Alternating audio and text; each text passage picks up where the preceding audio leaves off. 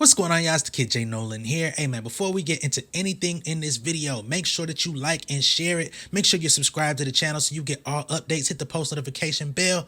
All right, y'all, let's get into it. Hey man, before I even get into this, I want to give a big shout out to Frank Ocean, man.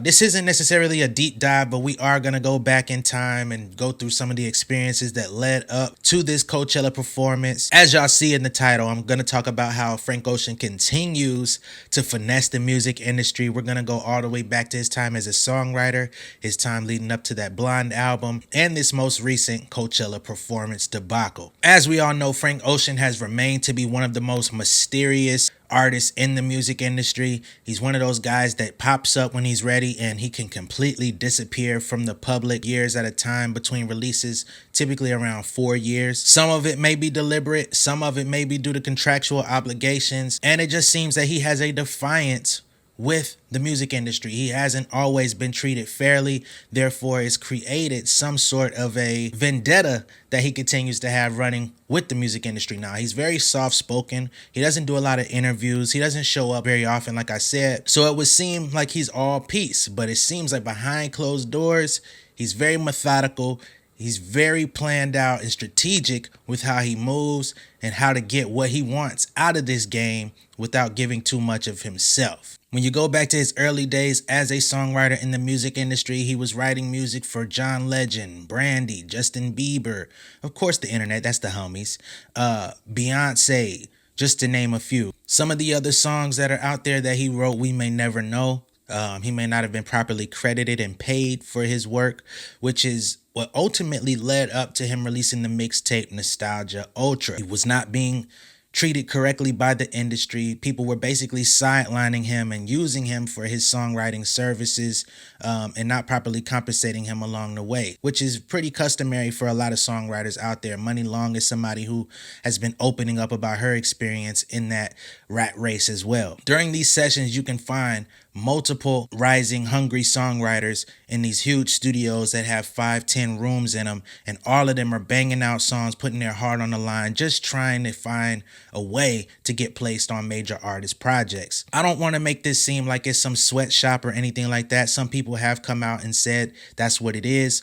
I don't want to position it like that because you're not going to do something that you're not volunteering yourself to do. So I think there is a level of push and pull with that. But nonetheless, the songwriters are not in the position of power. Many times they're not compensated for their time. Many times they're not paid up front for their services. A lot of the times they're coming up with the melodies, the lyrics, everything. And then by the time the major artist picks that record, all of that work gets diminished down to a very small percentage, if any. So yeah, that was his experience in the industry, which led to him releasing a mixtape so that he could put his actual artistry to the forefront and do something that was unexpected. He dropped Nostalgia Ultra on Tumblr and the music industry went crazy. He ends up getting a deal with Def Jam, which he probably already had that deal with Def Jam, to be honest. They just weren't trying to move forward with his project, so he had to go rogue. Remember, 2011, 2012 was still a time when artists were able to release mixtapes independently. If the major label wasn't talking about nothing, they could go to the internet. Nowadays, that has been completely cut out. All of the mixtapes are over with. All the mixtape platforms, people have pretty much left. There's a very small niche audience for that type of project. So even when an artist has a collection of records nowadays, instead of releasing a mixtape, they would do an EP.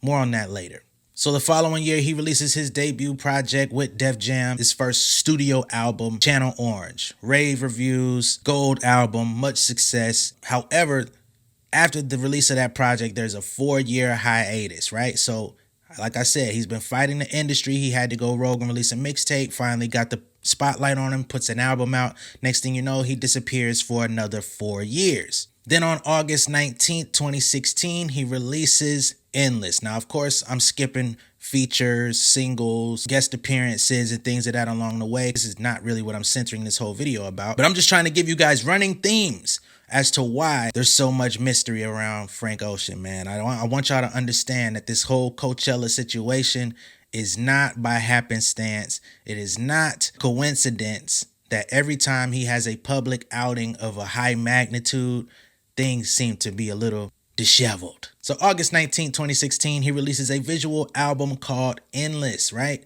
Now, he allegedly spent about $2 million to make this project, and he released it as an Apple Music exclusive via Def Jam, right? So this is the project that fulfilled his contractual obligation to Def Jam. Now, I don't understand how he was able to finesse that. Number one was to get out of the deal, because he had only released, this is the second project. Guess they only gave him a 2-album deal or something like that. A$AP Rocky talked about how Frank Ocean received about $20 million for the exclusive.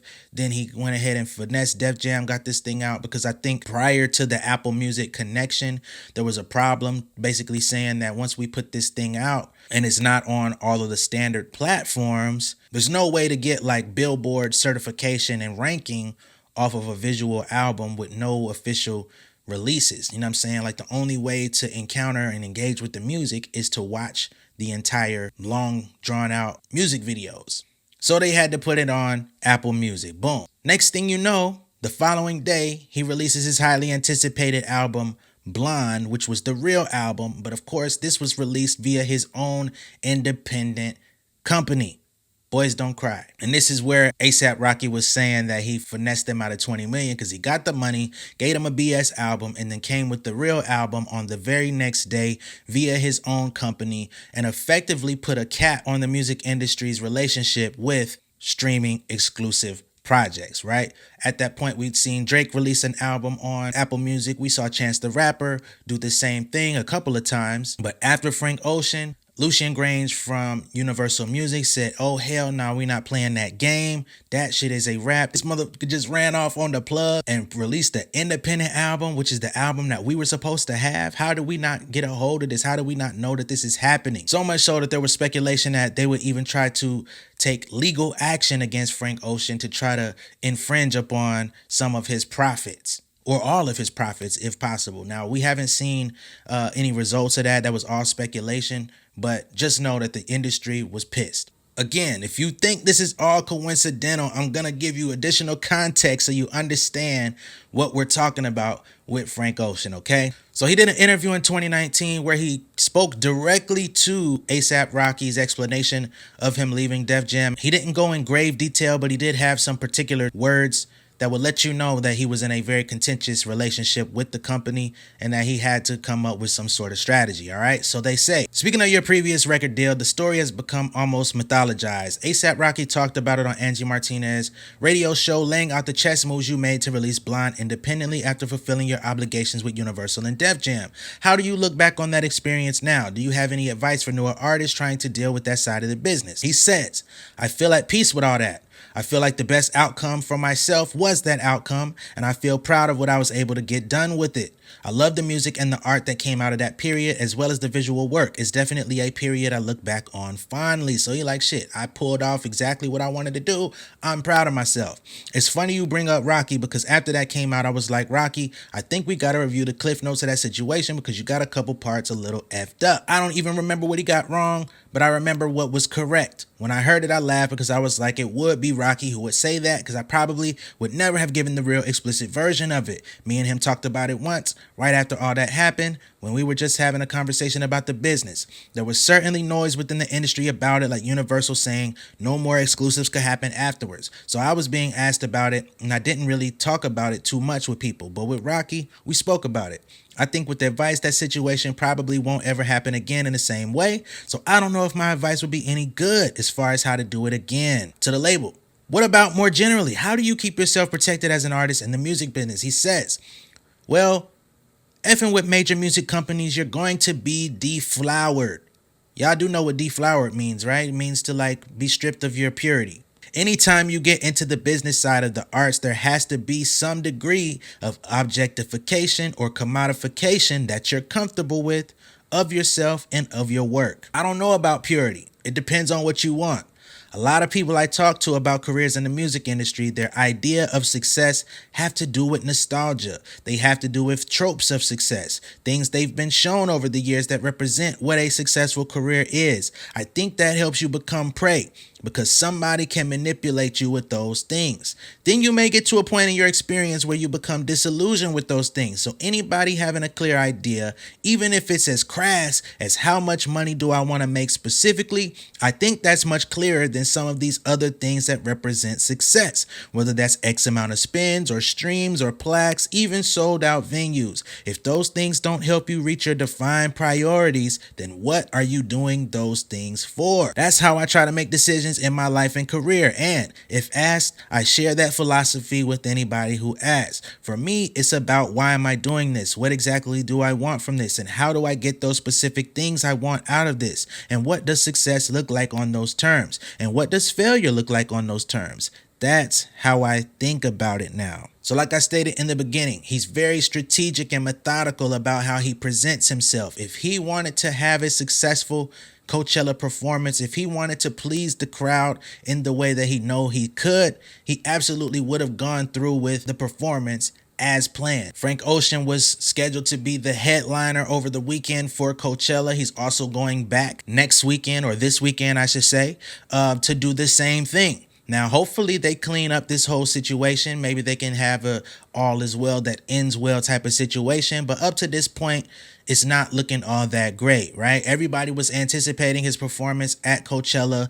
A lot of people were there in attendance specifically to see him. A lot of people that didn't go were looking forward to seeing him on live stream. That live stream got canceled about an hour prior to his performance. So all of the people that had their popcorn and their snacks ready, their big screen TVs, their projectors, everything, not happening. This was also his first appearance at Coachella in over 6 years, so of course there was hella anticipation around that. And then things started to get weird. According to Variety, they say Ocean and his band delivered strong, often dramatically rearranged performances of many songs, and even closed with the cover of Isley Brothers' At Your Best, You Are Love, which was later covered by Aaliyah.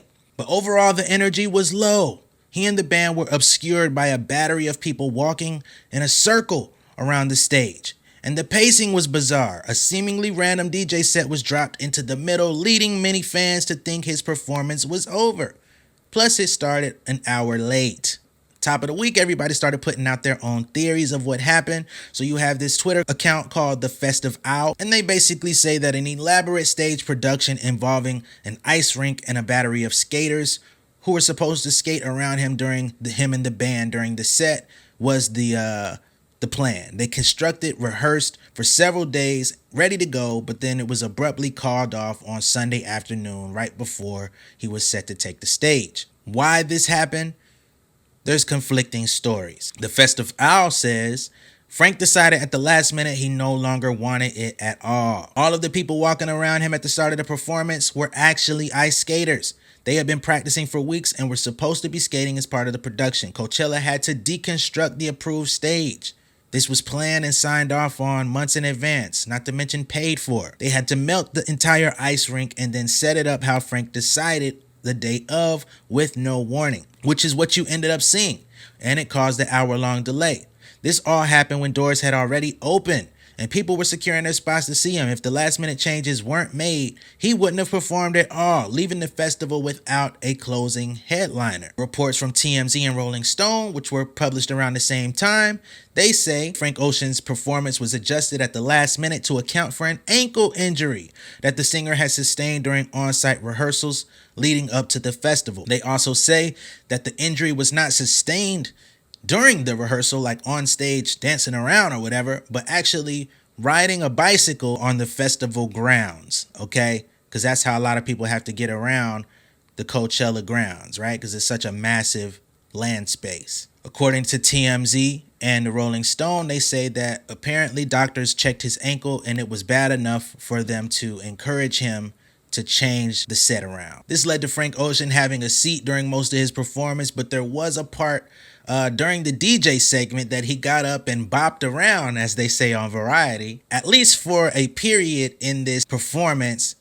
his ankle was good enough to jump around on stage for just a few minutes. Like, okay, yeah, my shit broke or it's sprained, but you know what? This song is so dope, I gotta get up for a couple seconds and just live it up. Maybe adrenaline was on high. Maybe he got a Toradol shot like the NFL players.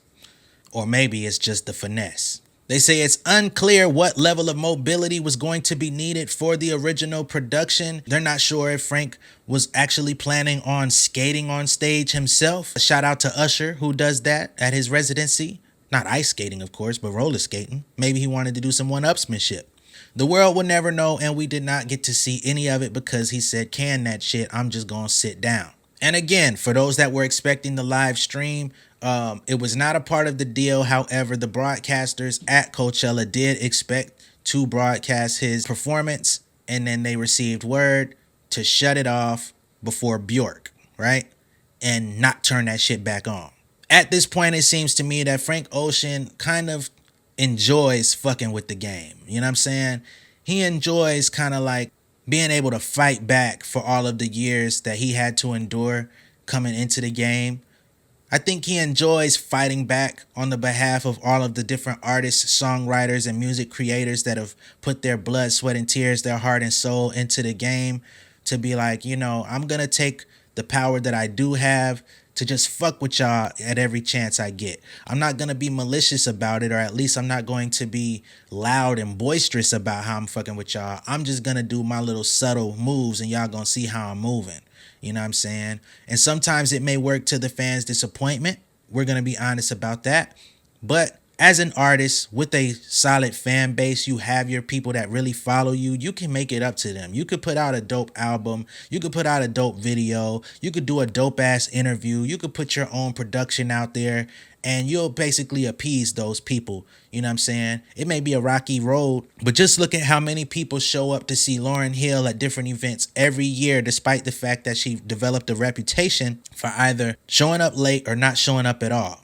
People still go to Essence Fest to see her. People still go to numerous shows knowing that it's a possibility they may not see her. But when they do, all is well. And ultimately, it's just an ode to the fact like, hey, you guys don't control me. Yeah, you may have contracts in order. We may have agreements, but that doesn't mean I have to honor every agreement to the T. You got to remember, corporations don't. They'll tell you anything to sign on paper. The paper may even reflect what your request was. But then down the line, all they have to do is default on their payments, go bankrupt, do whatever the fuck they want, or they can just make you sue them and be like, hey, if you want to get the money, take us to court. If you can get the judge to appoint you X amount of dollars, we'll pay it. But you're going to have to fight your way. You're going to have to pay your way, get your team of attorneys, blah, blah, blah. If you want this money, you're going to have to work for it. So I'm not mad at an artist that uses their power to challenge the status quo. I think he's been doing that for quite some time. And even when he didn't have the power, he exercised the little bit that he did have to say, okay, I'm signed to this record label. They don't want to put an official album out on me. They want me to just keep showing up for sessions and giving my hard work and projects to other people. All right, I'm going to put this shit out for free. I'm going to see who likes it. And the next thing you know, he becomes a household name off a mixtape. I think that that's been a running theme throughout his entire career. I think that he might be the super villain that MF Doom always wanted to be. And that's just how I see it. Nobody's going to change my perspective on it. It's not completely nefarious, but I do feel like I got a bag full of pins and needles, and I'm going to stick them bitches in y'all whenever I feel like it. Y'all can't do shit about it because I'm smart. I got my legal team if y'all want to play with me, and we could go there if y'all want to. Again, Frank Ocean does have another set coming this weekend at Coachella. He's going to be closing it out. We're going to see if things go better, if things go smoother. But, you know, maybe now that the radar is going to be on him, he's going to fulfill everything in a much different fashion. But just know, if the shit go left, there's going to be some more credence to what I'm talking about in this video. Let me know what you guys think down below in the comments. Be sure to like and share this video. Of course, I'm talking about stories that a lot of the Frank Ocean diehards know, but I'm sure some casuals out there probably don't. And some people may just need to be refreshed and see the consistency in how he presents himself over time to know this is just what it is with Frank. Again, be sure to like and share this video. If this is your first time seeing me on YouTube, go ahead and subscribe. Hit the post notification bell for all updates, and I will see you guys on the next one. All right? Much love and respect, y'all. Peace. Beautiful people, thank you for tuning in. I hope that you enjoyed the content. Make sure that you're liking and sharing these videos. Make sure that you're subscribed to the channel. Hit the post notification bell so you get all updates. For all of my artists, my artist managers, songwriters, producers, etc. If you need a little bit of extra help with your career, man, make sure that you visit pengameelite.com, okay? That's my website and my community for all upcoming rising music creators. I got 2 books on there, the Pen Game Portfolio Volume 1 and 2. They're going to give you a lot of insights into the music industry, how to monetize your career, how I make my money off of music, because I am a full-time artist outside of doing YouTube videos. If you need some direct help, you can also book a consultation with me on the Pen Game Elite website. And I also have a Pen Game Elite membership. The free tier gives you access to all of these videos that I post on YouTube and a community of people where you can engage. But I do have the membership plus, okay? You can join that for $50 a month or $500 a year, and I will actually go in and do all of the grunt work for you. If you're not registering your songs on your PROs, if you're not with Song Trust or the MLC, if all your collection agencies and all of that stuff are not up to par or up to date, I will go in there and update all of that for you. If you need help uploading your music to a distributor like DistroKid, United Masters, etc., and you've been making mistakes, you've been claiming content ID on material that you really don't own, hey man, stop stealing people's money. If you do this stuff the right way, you're gonna make it anyway, okay? You can join the membership plus, and again, I will do the work for you, and you're gonna get a free consultation every month just for joining. You're also gonna get the 2 books for free soon as you join the membership plus. All right, much love and respect. I'll catch y'all later. Peace.